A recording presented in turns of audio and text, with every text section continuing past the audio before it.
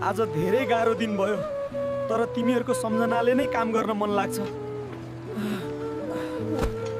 हामी ठिक छौँ, तर तपाईँ बिना यो घर अलिक खाली खाली सुनसान जस्तो लाग्छ। अहिले गाह्रो भए पनि पछि हाम्रो भविष्य राम्रो हुन्छ। म अहिले सबै दुःख सहेर गर्छु। दिन त जसो तसो बित्छ, तर रात भने झन् लामो लाग्छ। कहिले फर्किन्छन् होला? तपाईँ सधैँ एक्लै देखिन्छु।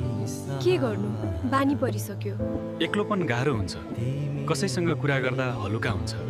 तपाईँ एक्लो हुनुहुन्छ भने जाम नघुम्न। हुन्छ, तर मेरो श्रीमान कतारमा हुनुहुन्छ है? 3 पटक फोन गरेँ, किन उठाइनौ? व्यस्त थिएँ। पहिला त यस्तो कहिल्यै हुँदैन थियो। सबै कुरा पहिले जस्तो हुँदैन।